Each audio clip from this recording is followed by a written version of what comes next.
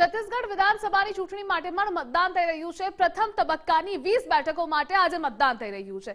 સવારે 11 વાગ્યા સુધીમાં 23% મતદાન થયું છે। મતદાન કેન્દ્રો પર મતદારોની લાંબી કતારો પણ જોવા મળી રહી છે। સવારે 8 થી 5 વાગ્યા સુધી સાંજે મતદાન ચાલશે। શાંતિપૂર્ણ માહોલમાં મતદાન થઈ રહ્યું છે। જો કે નક્સલી પ્રભાવિત આ વિસ્તારો છે જે 20 બેઠકોમાં આજે મતદાન થઈ રહ્યું છે।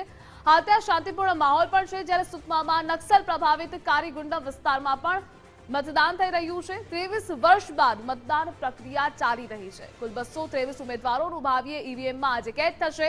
નક્સલ પ્રભાવિત વિસ્તારમાં 3 વાગ્યા સુધી મતદાન થશે તો ચુસ્ત પોલીસ બંદોબસ્ત પણ ગોઠવવામાં આવ્યો છે નક્સલ પ્રભાવિત વિસ્તારોમાં।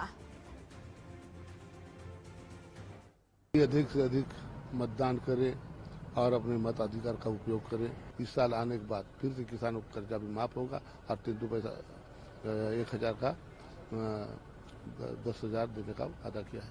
इन सभी मुद्दों को लेकर हम चुनाव लड़ रहे हैं और जनता खुश है इन बातों को देखकर, क्योंकि पिछली बार जो भारतीय जनता पार्टी शासन थी उसमें वादाएं की गई थी लेकिन वादा नहीं निभाया गया, जिसकी वजह से 18 में कांग्रेस सरकार आई और आदरणीय भूपेश बघेल छत्तीसगढ़ के मुख्यमंत्री बहुत बेहतरीन अच्छा काम करे, छोटे से लेकर अंतिम व्यक्ति तक को लाभ देने का प्रयास किया है, जिससे लोग खुश हैं। और ये अपना निशान ये है और वाकई में बिल्कुल जीत के प्रति बहुत आश्वस्त हूँ।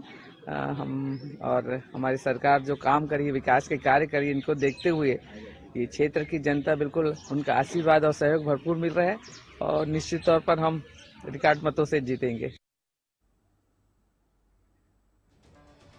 छत्तीसगढ़ और मिजोरमમાં આજે મતદાન થઈ રહ્યું છે। છત્તીસગઢમાં ફર્સ્ટ ફેઝ ઇલેક્શન છે। પ્રથમ 20 બેઠકો માટે મતદાન છે, જ્યારે બાકીની 70 બેઠકો માટે પછી મતદાન થશે। ટોટલ 90 બેઠકો માટે છત્તીસગઢમાં મતદાન થઈ રહ્યું છે અને નક્સલ પ્રભાવિત આ વિસ્તાર છે જેને લઈ ચુસ્ત બંદોબસ્ત પણ ખડકી દેવામાં આવ્યો છે અને સાથે જે 20 બેઠકોમાં મતદાન થઈ રહ્યું છે ત્યાં મહિલાઓનું પ્રભુત્વ પણ એટલું જ વધારે છે।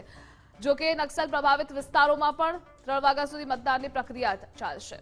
વધુ વિગત સાથે જોડાઈ ગયા છે સંવાદદાતા દેવનાથ પાંડે। દેવનાથ, મિઝોરમ અને છત્તીસગઢ બંને જગ્યાએ હાલ મતદાન થઈ રહ્યું છે, ક્યાંથી શું અપડેટ્સ પ્રાપ્ત થઈ રહ્યા છે? देखिए दुर्विशा, बिल्कुल साफ तौर से छत्तीसगढ़ और मिजोरम इन दोनों राज्यों में सुबह से ही मतदान देखने को मिल रहा है।